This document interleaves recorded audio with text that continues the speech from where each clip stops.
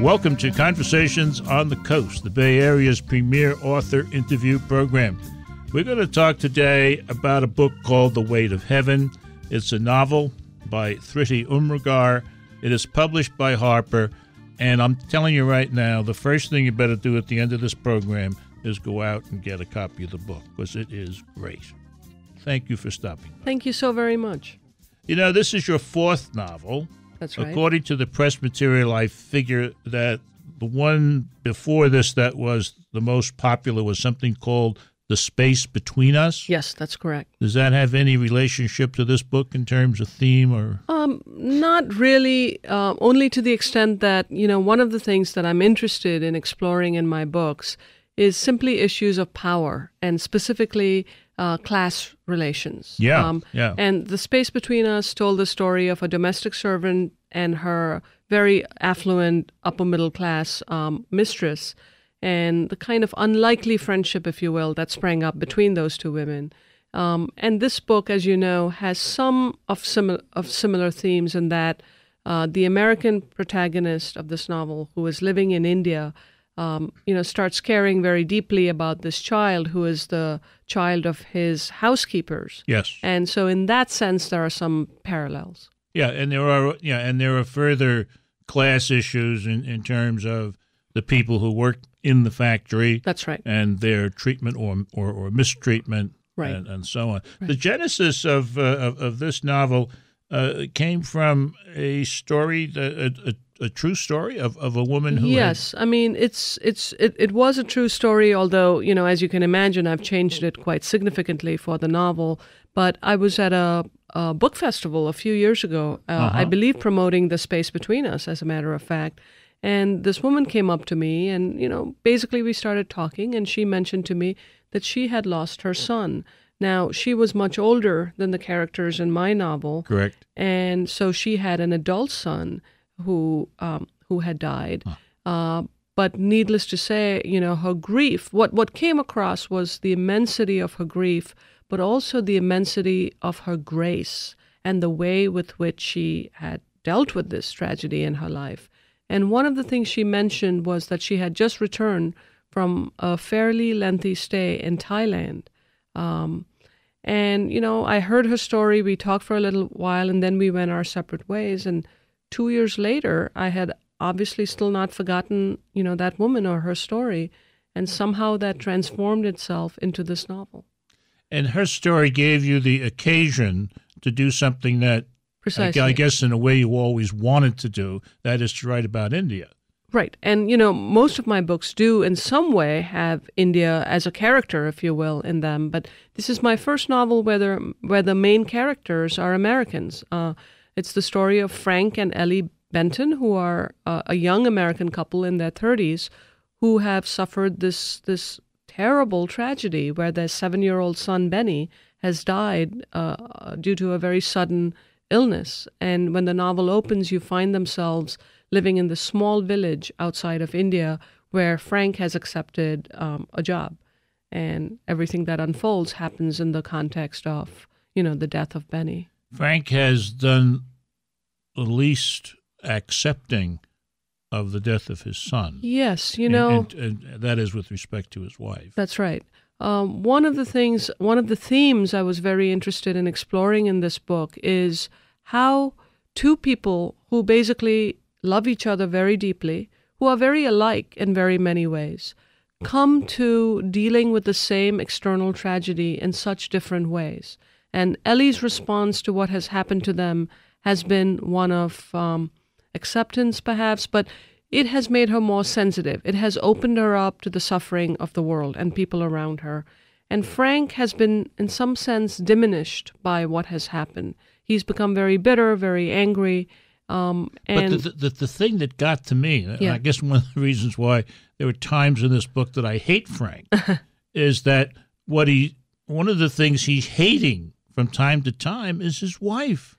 Yes. Because he has this ridiculous idea that everybody tells him is cockamamie, right, wrong, right, wrong-headed, that somehow she was partly responsible. Unwittingly responsible, just through sheer, a sin of omission as opposed to a sin of commission. And as the book unfolds, as you just said, you realize that that's just patently false. I mean, there was nothing she could have done sooner in terms of seeking medical attention. But perhaps Frank needs that anger as a way of not dealing with his grief. People do that very often. They stay bitter and angry so that they don't have to really reckon with this hole in their life. Well, it is a story of grief and anger and loss, and which has some absolutely wonderful moments that are just, you have to stop and you have to think.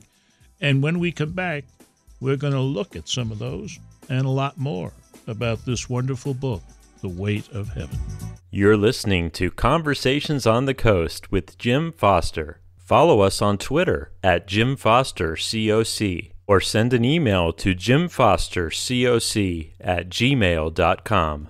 The Weight of Heaven is the book we're talking about today. The author has been good enough to stop by. Her name is Thrity Umrigar. The book, incidentally, is published by Harper, which I didn't say before, which is, as we have to say now, one of the imprints of Harper Collins. That's right. What a big publishing world is becoming.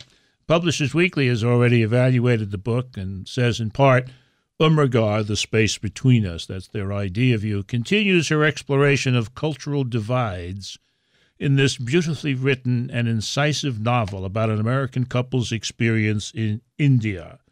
Umrigar establishes herself as a singularly gifted storyteller. Now, we have a lot of reasons that we use. We want to appear rational as to why we pick this book over that book. Now, one of the hallmarks of this program is that I read the stuff, the book. Yeah, congratulations. That's rare enough. It is somewhat rare. And in this case, I opened to page 1, the prologue, and I read what I'm going to ask you to read, and I was sold. Great. Thank you. Please. Thank you for that. A few days after Benny's death, Ellie and Frank Benton broke into separate people, although they didn't know it then. At that time, all they could do was concentrate on getting through each bewildering day, fighting to suppress the ugly memories that burst to the surface like fish above water. On the day of the funeral, Frank urged himself to go up to Ellie and say something brave and consoling to her, something that would reassure her that he understood, that he did not blame her for what had happened. But he was felled by a clear, sharp thought. He didn't know how. Without Benny, he had forgotten how to make his way home, how to make his marriage whole again.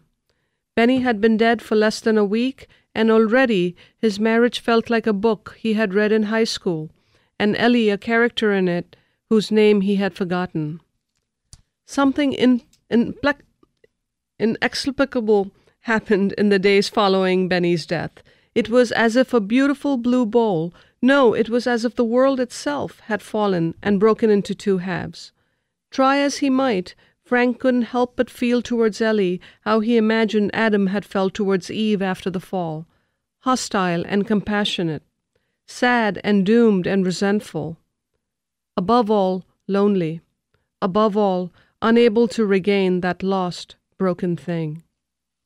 Wonderful, wonderful. That lost, broken thing later on, I think, is referred to as the one that the three of them had created together. That's the right. Father, the Mother, and the Son. And there are phrases like they had broke into two separate people. I mean, that's so apt. And the marriage felt like a book he had read in high school. That's really right on. Thank you. That's right on. And the other thing that I want people to understand is that that's not the only place. There are other times when you're reading along and you say, "Oh my gosh, this is just absolutely wonderful." There's a place which I'm kind of looking for in my notes where Ellie explains, there it is, that about mourning, about mourning.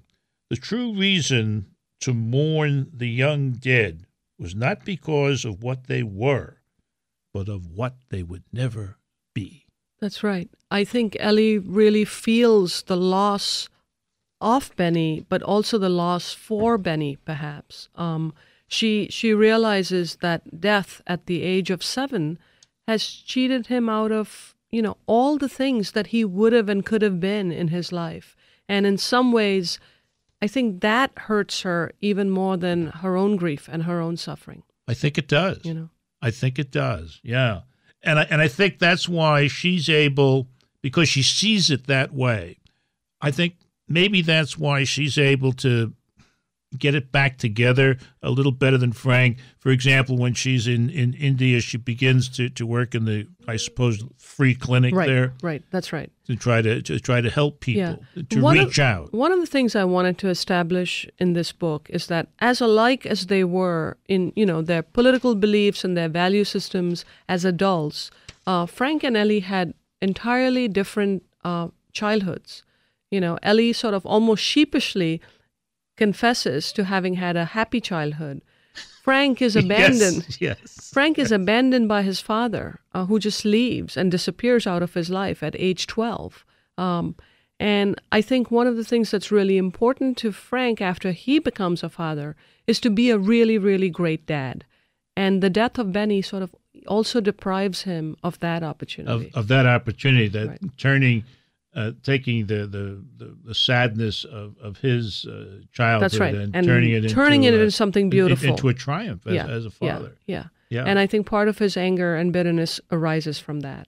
The excellence of writing in The Weight of Heaven leads me to a question, probably a dumb question, but the question is, can a place in a story be a character?